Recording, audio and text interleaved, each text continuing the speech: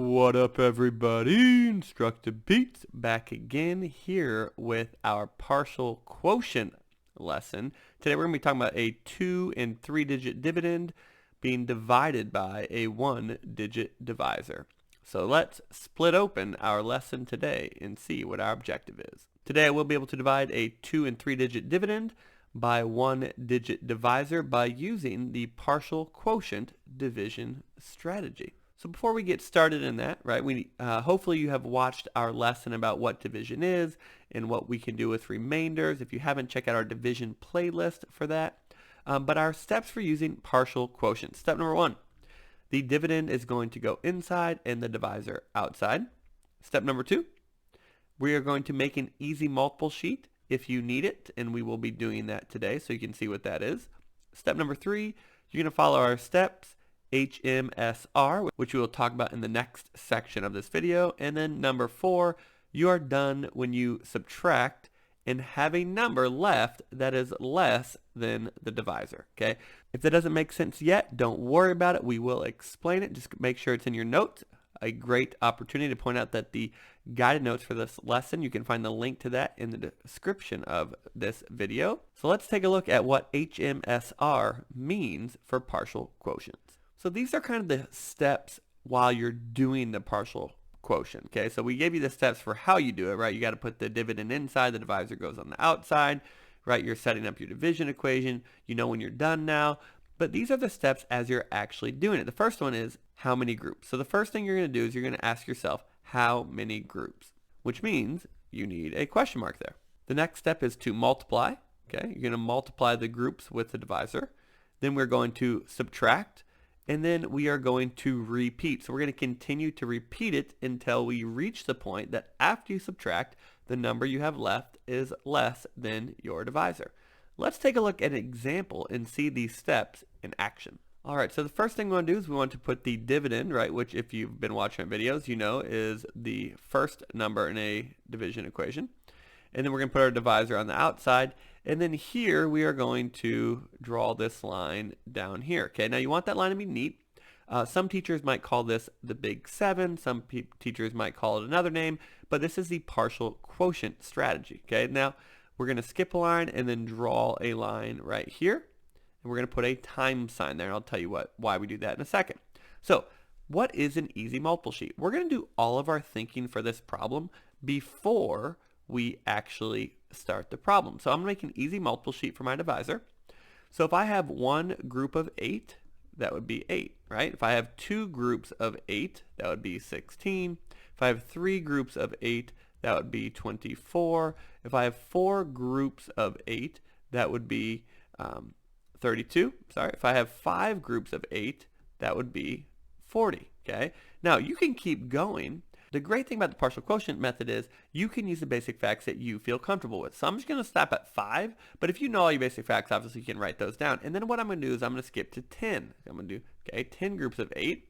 And if I know that one group of 8 is 8, then I know 10 groups of 8 would be 80, right? I'm going to have 20 groups of 8. That would be 160. I'm going to have 30 groups of 8, right, which would be 240. Okay, I'd have 40 groups of 8, which would be 320. And then I'm going to have 50 groups of 8, which would be 400. Now, the reason I'm going to stop here is because if I did another group, let's say I just jumped to 100, okay, that'd be 800. That's way bigger than my dividend. So you can stop your easy multiple sheet when you either get to a number that you feel is big enough to use, or if you get a number, the next number would be bigger than your dividend. But here's our rule of thumb, and you can see it down here. You want to take the biggest chunk out possible. I'm going to show you how to do this in a couple different ways, but let's start with this. So my steps, right, are how many groups, multiply, subtract, and repeat. So the first thing I want to ask myself is how many groups of 8 can fit into 401, okay? So yeah, I could do 8, I could do 16, I could do 24, I could do 32, right? I can go all the way to 400, and if I want to use the number 400, that would be 50 groups of 8. That's why I put this time sign right here, and I'm going to put a 50 there. Okay, that's how many groups. Then I'm going to multiply. Now, if you made your easy multiple sheet, you already have that information right there. So you did a lot of work up front, but now it's really easy. You're just plugging from your easy multiple sheet in. So 50 groups of 8 would be 400. Okay, so I'm going to put my 400 inside. Okay, give myself a check mark. My next step would be to subtract, and I have 1 left over. Okay, and as you know in our steps, when you subtract, if you get a number left over that is smaller than your divisor, then you are done. Okay, so then all we're going to do is we're going to add these up on the side, and we know that our answer would be 50 remainder 1. Now really quickly, not a huge deal, but I want you to pay attention to this.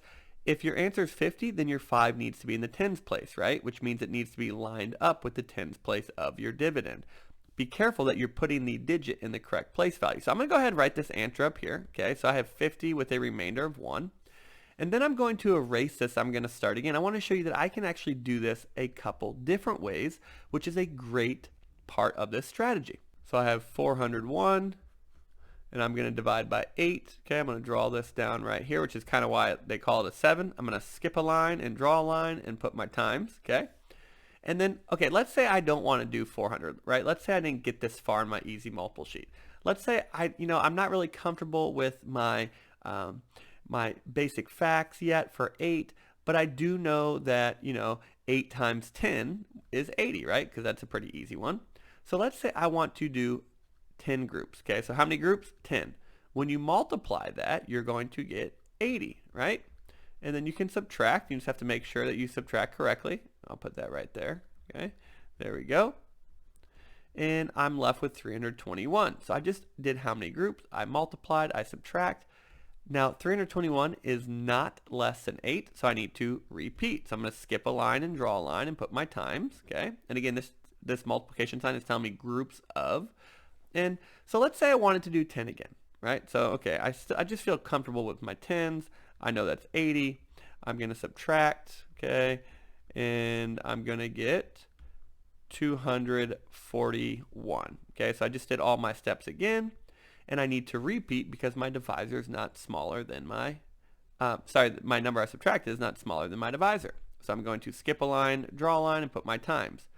Now let's say for some reason, right, I realize, oh wait a minute, I know that 3 times 8 is 24, so if I did 30 times 8, that'd be 240. So now I'm using my easy multiple sheet instead of just my tens, and let's say I go ahead and I want to use 240, which would be 30 groups of 8, right? How many groups? 30. Multiply 8 times 30. Again, another reason we put that time sign there. That's going to be 240. You subtract and you get 1. Now this number I subtracted is less than my divisor, which means this has to be my remainder. Now we just solved this using different facts and different groups of 8, but when you add this together, 10 plus 10 plus 30 is 50, right? And my remainder is still 1. So you can solve this partial quotients using the basic facts that you feel comfortable with. Let's take a look at a we do problem. All right, so here we have our we do problem, and we're going to use a little bit of our fact family. If I'm looking for this missing factor, right, I can rewrite this as 204 divided by 7, which is going to give me my number. So I'm going to go ahead and put my dividend on the inside. Okay, my divisor goes on the outside, and then I'm going to draw my line down here. I'm going to skip a line, draw a line, and put my times. Over here, I'm going to put my easy multiple sheet. And again, you make your easy multiple sheet for your divisor. So my divisor is 7. So I'm going to have 1 group of 7 equals 7. 2 groups of 7 equal 14. 3 groups of 7 equals 21. Now, typically I do 1 through 5, right? So it's because I think most people know their 1 through 5 facts. But if you don't, you can use, again, any way you want. And that's going to be 35. So I'm going to skip to 10. You could do 6, you could do 7, you could do 8, right? You could do 9. Either way is fine. I have, there we go. It's going to be 140. If I have 30 groups of 7, that'd be 210. I'm going to stop right there because I see 210 is already bigger than my dividend, so I can't use that one. Now again, if you want to take the biggest chunk out possible, because if you do that, you're going to do it in less steps, right? When I did the I do problem, when I used the biggest chunk possible, I was able to do it in 1 step. When I used smaller ones, I had to do it in 3 or 4 steps, all right? So let's take the biggest chunk out possible, which would be 140. That would be 20 groups of 7. Go ahead and write that down. When I multiply, 7 times 20 is 140. I want to make sure I subtract, make sure I write that neat so people don't think it's a 6. More on the floor, go next door. I get 64. I'm not done yet because my divisor is not smaller than, or sorry, my number I subtracted is not smaller than my divisor. So I'm going to skip a line, draw a line, put my times. I can't use 140 because that's too big. I can't use 70 because that's too big. I could use 35. I'm going to go ahead and go off my easy multiple sheet to show you that you make your easy multiple sheet to help you, but if you're really confident in your basic facts, right, you might know that 9 groups of 7 equals 63, and then you can finish this in one step. Again, my number I subtracted is less than my divisor, which means I just add up all my partial quotients on the side, and my answer should be 29 with a remainder of 1.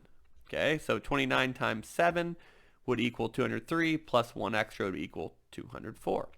If you want to use other easy multiple sheet numbers, right, or if you wanted just to use your easy multiple sheet, again, you could do that. There's several different ways to solve this question. When you use the partial quotient strategy, there are many ways to find the answer. Okay, use the basic facts that you feel comfortable with. If you wanted to keep doing one group and have like 1,000 steps, you could do that, right? Try to take the biggest chunk out possible, and that's going to reduce some of your steps. Again, thank you so much for checking this out. We know there's lots of different options online. We love that you're spending your time with InstructaBeats. We would love for you to hit that subscribe button and join our InstructaBeats family. Check out our partial quotient song, which is awesome, and the rest of our division playlist. Again, thank you so much. InstructaBeats out.